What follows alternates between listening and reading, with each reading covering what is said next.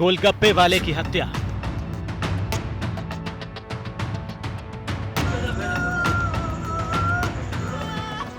Carpenter की हत्या, school teacher की हत्या,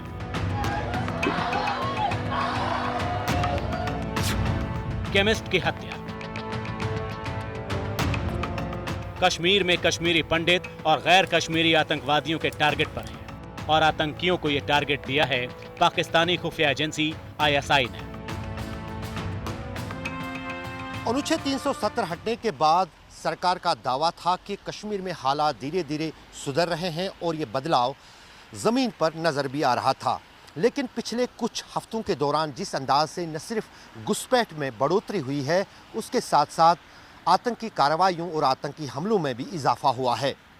सुरक्षा एजेंसियों का कहना है कि कश्मीर में हो रही इन आतंकी वारदातों के पीछे पाकिस्तानी खुफिया एजेंसी आईएसआई का हाथ है, जो कश्मीर में हालात की बेहतरी नहीं चाहता और कहीं न कहीं कश्मीर में हमेशा तनाव के हालात के पक्ष में है। और यही कारण है कि पिछले कुछ हफ्तों के दौरान कश्मीर में आतंकी वारदातों में इजाफा हुआ है। भारत के खिलाफ दुश्मनी पर उतारू पाकिस्तान और उसके आतंकवादी अब कायरता पर उतर आए हैं। आज तक के पास खुफिया एजेंसी की उस रिपोर्ट की कॉपी मौजूद है जिसमें कहा गया है 21 सितंबर में आईएसआई के आला अधिकारियों ने पीओके में टॉप आतंकवादियों के साथ एक मीटिंग की और उसी मीटिंग के बाद पिछले 10 दिनों में कश्मीर के अंदर 9 निर्दोष नागरिकों की टारगेट किलिंग हो गई। यानी आईएसआई की मीटिंग और फिर टारगेट किलिंग, ये कोई संयोग नहीं बल्कि सोच समझकर किया गया प्रयोग है। ये जो आतंक की घटना हो रही है, इसको आप 1990 का एक नया रूप देखने का मुझे मिल रहा है। मकसद दो है, एक कि जो नॉन मुस्लिम्स कश्मीर में रह रहे हैं वो भय से पीड़ित होकर भाग जाएं, दूसरा कि जो बाहर कश्मीरी रह रहे हैं नॉन मुस्लिम्स, हिंदूज, पंडित, जैन, सिख, वो कश्मीर में ना आए। भय का माहौल होगा तो नहीं लौटेंगे, यही उनकी मानसिकता है। कश्मीर में आतंकी चुन चुन कर कश्मीरी पंडितों और गैर कश्मीरियों की हत्या कर रहे हैं क्योंकि आतंकी और उनका आका पाकिस्तान कश्मीर में गैर कश्मीरियों की मौजूदगी कतई बर्दाश्त नहीं कर पा रहा है। इस साल अब तक आतंकियों ने कश्मीर घाटी में 29 नागरिकों को निशाना बनाया है। सबसे ज्यादा घटनाएं श्रीनगर में हुई हैं, जहां 12 निर्दोष लोगों की जान आतंकियों ने ले ली। पुलवामा और अनंतनाग में 4-4, कुलगाम में 3, बारामूला में 2, बडगाम और बांदीपुरा में 1-1 नागरिक की टारगेट किलिंग हुई। ये कश्मीर में आतंकियों का नया टेरर मॉड्यूल है और हमेशा की तरह इस बार भी इसका मास्टरमाइंड पाकिस्तान है, जो निर्दोष नागरिकों को मारकर कश्मीरियों को बदनाम करने की साजिश कर रहा है। इससे खबरदार होने की जरूरत है। मैं समझता हूँ ये बहुत अफसोसनाक बात है कि बेगुनाहों को मारा जा रहा है। हम समझते हैं ये एक साजिश के तहत किया जा रहा है कि हम लोग बदनाम किए जाएं और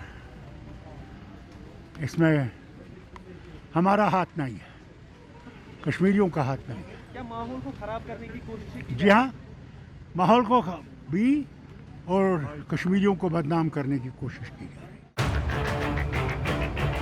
ये पाकिस्तान और आतंकवादियों की बौखलाहट है जो वो निर्दोष नागरिकों को निशाना बना रहे हैं, क्योंकि कश्मीर घाटी में जिस तरह से सेना ने आतंकवादियों की कब्रें खोदने का इंतजाम किया है,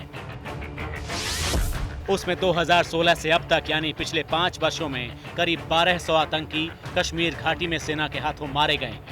इस साल अब तक 147 आतंकियों को सेना ने मौत के घाट उतारा है। पिछले 4 वर्षों में कश्मीर के अंदर पाकिस्तानी आतंकियों की घुसपैठ में भी 50% की कमी आई है। आतंकवादियों के लिए सेना को निशाना बनाना टेढ़ी खीर साबित हो रहा है, इसीलिए वो आम नागरिकों को अपना शिकार बना रहे हैं।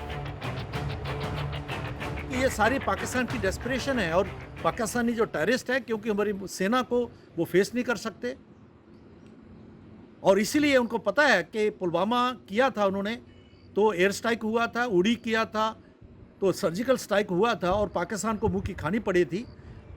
इसी कारण से वो इस प्रकार के सॉफ्ट टारगेट के ऊपर अटैक कर रहे हैं, जो कि उनको महंगा पड़ेगा और पाकिस्तान को लेने के देने पड़ेंगे, ये स्पष्ट है। आईएसआई के इशारे पर आतंकवादियों की फौज ने कश्मीर में आम नागरिकों की टारगेट किलिंग का जो ट्रेंड सेट किया है, उसका खेल बिगाड़ना ही अब सुरक्षा एजेंसियों का टारगेट है।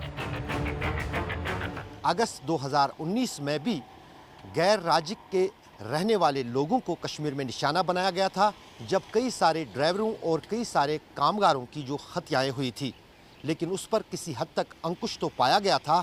लेकिन एक बार फिर कश्मीर में इस तरह से हो रही टारगेट किलिंग्स ने सुरक्षा चिंताएं एक बार फिर बढ़ा दी हैं।